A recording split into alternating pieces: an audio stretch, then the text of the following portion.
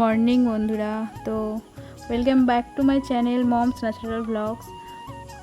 তো দেখো সকাল সকাল আজকে অনেক সকালে উঠেছি, মানে ধরো উঠেছি হচ্ছে 6:15 বাজে। 6:15 সময়তে উঠে দেখি এত পরিমাণে রোদ বেরিয়েছে, মনেই হচ্ছে না যে 6:15, মনে হচ্ছে যেন 8-9 বেজে গেছে। রোদের তেজ দেখে বুঝতেই পারছো। তো এখন বাজে ওই ধরো 6:30 কি 6:45 বাজবে, আমি ঘড়িটা ঠিক দেখিনি। তবে ফ্রেশ হতে তো আমার ওই ধরো 15 থেকে 20 মিনিট টাইম লাগবে। তো যাই হোক, হ্যাঁ আবার সকালবেলা উঠেই দেখলাম জল ফুরিয়ে গেছে, জল তুলতে হলো, তো অনেকটাই লেট হয়ে গেছে আজকে। আজকে সকাল সকাল ওঠার কারণ হচ্ছে ওর বাবা বললো সকাল সকাল বেরোবে, তার জন্য উঠে তাহলে উঠে পড়ি, খাবার তো তৈরি করতে হবে। আর জিজ্ঞাসা করলাম যে কি খাবে, তো বললো ভাতই করবে গরম গরম। তো ভাত চাপিয়ে দিয়েছি, আর মানে ভাতটা চাপিয়ে দিয়ে তারপরে উপরে এসেছি, তার কারণ যদি মানে দেরি হয়ে যায়, জল তুলতে গিয়ে তো অনেকটা দেরি হয়ে গেল, তার জন্য তাহলে ভাতটাকে চাপিয়ে দিই, তারপরে উপরে যাব। গ্যাসটা আস্তে করে দিয়ে আর উপরে চলে এসেছি। উপরে আমি যে তাহলে ভাতটা তো হতেও টাইম লাগবে, তাই ভাবলাম একটুখানি ব্যায়ামটাও করে নিই। ভাবছিলাম যে করবো না, বলছি না এরকম করলে হবে না, মানে ব্যায়ামটা রেগুলার করতে হবে, মানে করার চেষ্টা করতে হবে। তার কারণ কি বলো তো, মানে ব্যায়ামটা করলে একটুখানি শরীরটা বেশ ভালোই লাগে। আর কদিন ধরে আমার পাটাতে এত লাগছে, মানে ধরো ওই ডান পাটায় প্রচুর পরিমাণে সিট টান ধরছে। এটা হচ্ছে আমার একটা পুরনো রোগ। আমি একবার ডাক্তার দেখিয়েছিলাম, কিন্তু যতদিন ওষুধ খেয়েছি ততদিনই ভালো, তারপরে আবার সেই যাকে তাই হয়ে গেছে। তো এবারে ভাবছি একটা ভালো দেখে ডাক্তার দেখাতে হবে, দেখি। তো চলো, আমার ব্যায়াম ট্যায়াম হয়ে গেল, এবার নিচে যাই, গিয়ে দেখি ভাতটা আমার কতদূর হলো। তো এই দেখো ভাত ফুটে গেছে, এসে দেখলাম ফ্যান পড়ছে গা দিয়ে। তো ভাতটা আস্তে করেই দেওয়া ছিল, আর ওতেই একবারে আলু ভাতে দিয়ে দিয়েছি। দেখি একটু আনাজ ফানাজ কুটতে বসি, বাবু তো ঘুমাচ্ছে। তো দেখো নিচে তো ভাত হয়ে গেছে, আনাজ কুটছিলাম, এমনি ফ্যানে ভাতই খেয়ে যাবে, গরম গরম আলু ভাতে ভাত। তো এখন ডাল তরকারি করতে হবে না, আনাজ করতে করতে বললাম না উপরে চলে যাই, বাবু তো একা ঘুমাচ্ছে, আর আমার ভিডিও আপলোড দেওয়ার আছে, তো তার জন্য আমি উপরে চলে এলাম। আর আমার চা খাওয়া হয়ে গেছে, দেখি ওকে ডাকবো। তো চলো দেখি বাবুকে ডাকি। আর এদিকে দেখো আজকে আবার সব কাঁথা তারপরে তোষক তুলে রোদে দিতে হয়েছে। আজকে বাবু খাটেতে দু থেকে তিনবার টয়লেট করে ফেলেছে। আর এদিকে কিছু কাচাকুচিও ছিল, কাচাকুচি করে নিয়ে চলে এসেছি। এগুলো সকালবেলায় একদম রোদে দিয়েছিলাম, মানে ধরো বাবু উঠেছে আর একবারেই রোদে দিয়ে তারপরে নিচে গেছি। আর তারপরে নিজে এগুলো কাচাকুচিগুলো ছিল, ওর বাবা খেয়ে দিয়ে বেরিয়ে গেছে, 8:45 মতন বাজে। ভাবলাম এক্ষুনি তো বাবু খাবে না, ওর বাবার কাছে দেখলাম দু খাবল ভাত খেলো। তো ভাবলাম এক্ষুনি তো বাবু খাবে না, তাহলে আমি উপরে গিয়ে এগুলো আগে কেচে নিয়ে উপরে শুকোতে দিয়ে আসি, আর উপরে ঘরটা ঝাড় দিয়ে আসি। আর আজকে না মানে ধরো বাবু রাত্রিরে দুবারও টয়লেট করে ফেলেছিল, আবার সকালে দুবার করেছে, তো মানে রোদে দিতেই হবে, কিছু করার নেই। আর গরমের জন্য কি বলো তো, কিছু পাচ্ছিও না, আর হাগিসও পরাচ্ছি না, গরমে তো কষ্ট হবে বলে। আর হাগিসটা তো এমনিতেও রোজ পরাই না, গরমকাল সেই শীতকালেই পরাতাম রেগুলার, গরম পড়ে থেকে তারপরে আর পরাই না।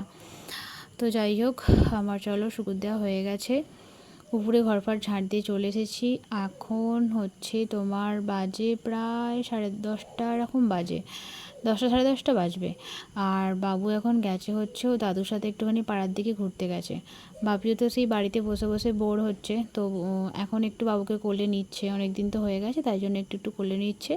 আর বললো তাহলে চ তোকে নিয়ে একটু ঘুরে আসি। ঘুরতে বলতে ওর স্কুলে বললো তাহলে খিচুড়িটা হয়েছে কি দেখি, খাবারটা নিয়ে চলে আসি।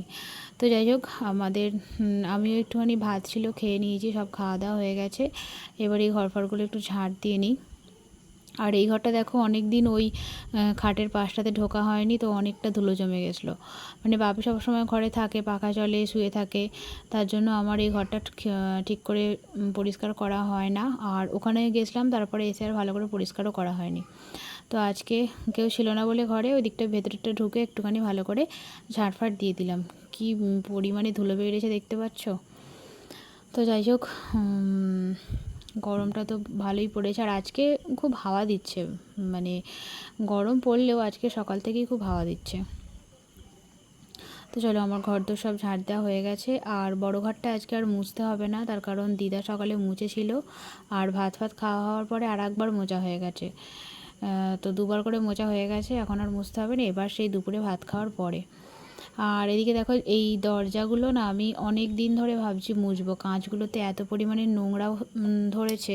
সেই বৃষ্টি হয়, তার উপর ধুলো, প্রচুর নোংরা হয়ে গেছিলো। তার জন্য আমি অনেক দিন ধরে ভাবছি মুছবো, কিন্তু মনে আর থাকে না। তো আজকে ফাইনালি কাজটা একটু সকাল সকাল হয়ে গেছে, কাজটা একটু কম আছে বলে, তাহলে বাবুও নেই, তো সেই ফাঁকে আমি মোছামুছিগুলো করে নিই তাড়াতাড়ি করে। আর রান্নাঘরটা আর ওই সামনের দোয়ারটা একটু মুছতে বাকি আছে, লাস্টে ওটা মুছে একবারে বেরিয়ে পড়ব।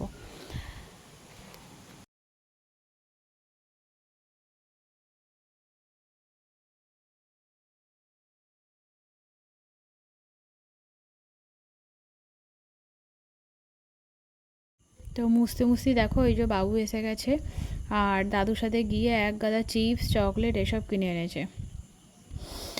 আর চলো, উপরে আমার নিচে সব কাজ হয়ে গেছে, আর এখানে পেতে নিই। তো প্রথমে আমি কাঁথাটা পাততে যাচ্ছিলাম, তারপরে ভাবছি কাঁথাটা যেন কীরকম একটা লাগছে, প্রথমে পাচ্ছি, তারপরে ভাবছি এইটা তো পাতা হয়নি, ওই জন্যই কাঁথাটা পাততে কীরকম একটা লাগছিলো।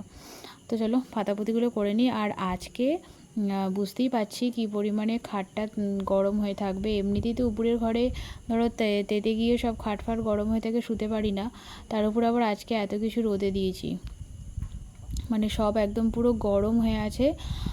এরকম গরম হয়ে থাকলে কী বলতো, শীতকালে বেশ শুতে ভালো লাগে, কিন্তু গরমেতে কী করে শোবো, এমনিতেই তো ঘরটা গরম হয়ে খাট তেতে থাকে, তার উপর আবার আজ কাঁথা ফাতাগুলো রোদে দিয়েছি। রাত্রিরে যে কী হবে সেটা এখন থেকেই কল্পনা করেই আমার কেমন কষ্ট হচ্ছে। তো যাই হোক, আজকে হাওয়াটা দিচ্ছে, আশা করি সন্ধ্যের পর থেকে একটু ঠান্ডাটা হয়ে যাবে। জানি না এবার খাটগুলোতে শুতে পারবো কি না খাটটাতে। তো কিছু করার নেই, মানে ধরো একবার টয়লেট করলে আমি রোদে দিতাম না, কিন্তু দুবার তিনবার টয়লেট করে ফেলেছে, তো আর কেমন ভিজে হয়ে আছে, গদিটাও অনেক দিন হয়ে গেল রোদে দেওয়া হয়নি। আগেরবারে আমি শুধু কাঁথাগুলো দিয়েছিলাম, গদিটা ভালো লাগেনি তুলতে গরমেতে, তো আজকে সবগুলোই তুলে রোদে দিয়ে দিলাম। আর এইটা দেখো, এই বেড কভারটা একদম মানে পুরাতন হয়ে গেছে, রং চটে গেছে, কিন্তু গরমেতে এরকম নরম বেড কভারই পেতে শুতে ভালো লাগে। মানে বেড কভারটা এতটাই রংটা চটে গেছে, কোনটা উল্টো কোনটা সোজা সেটাই আমি বুঝতে পারছিলাম না। তো যাই হোক, চলো, আমার বেড কভারও পাতা হয়ে গেল। এটা ধরো বেশি দিন পেতে রাখলে হবে না, 2 দিন রাখতে হবে, তারপরেই নোংরা হয়ে যাবে। পুরাতন হয়ে গেছে, তো পুরাতন হয়ে গেলে দেখবে যে কোনো জিনিসই পুরাতন হয়ে গেলে তাড়াতাড়ি করে যেন মনে হয় নোংরা হয়ে যাচ্ছে, তাড়াতাড়ি করে কাচতে হয়। তো বালিশগুলো আজকে জানলাতে রোদে দিয়ে দিয়েছিলাম একটুখানি। আর চলো, আমার সব এদিকেও কাজ হয়ে গেল, এবার নিচে যাই, গিয়ে বাবুকে ফল কেটে দেবো, তারপরে আমার চান। তো আগে পর্দাটাও দিয়ে দিই, এবার রোদের তাপটা প্রচুর আসছে। তো দেখো, দুপুরবেলা এখন বাজে প্রায় 12:30 পৌনে 1, আমার চান হয়ে গেছে, বাবুকেও চান করানো হয়ে গেছে। তো দুটো হিঞ্চে শাক ছিল, পাশের বাড়ির একজন দিয়ে গেছে, তার জন্য ভাবলাম যে নষ্ট হবে শুধু, তাহলে হিঞ্চে শাকে দুটো বড়া করে ফেলি, যেহেতু সময় আছে হাতে, বাবুকে এখনও খাওয়ানোর সময় হয়নি। তো চলো, এই একদম অল্প করে দুটো শাক নিয়েছি, আর কিচ্ছু দেবো না, শুধু বেসন দিয়ে আর নুন দিয়ে ভেজে নেব। গুড ইভিনিং বন্ধুরা। তো দেখো, সেই দুপুরে পরে সন্ধ্যেতে আবার দেখা, প্রতিদিনই একই হয় এটা। তো সন্ধ্যেবেলা ভাবলাম ওবেলার গোটা আলু সেদ্ধ ছিল, আর ভাবলাম একটুখানি চাট করা যাক, ওদের একটুখানি ভাজা মশলা টমেটোর সস দিয়ে দিয়েছি, দুটো শসা নিয়েছি, আর ঝুড়ি ভাজা, এই দিয়ে দুটো মুড়ি খাবো। তো চলো, আমি মুড়ি খেয়ে নিই, এই চাটটা দিয়ে বেশ মুড়ি খেতে খুব ভালোই লাগে। তো চলো, আমি খাওয়া দাওয়া করে নিই, আর আমার ব্লগটাও আজকে এখানেই শেষ করছি। তো তোমাদের সাথে আবার কালকে দেখা হচ্ছে। ভালো লাগলে অবশ্যই আমার চ্যানেলটিকে একটি সাবস্ক্রাইব করে দিও, আর লাইক করে দিও।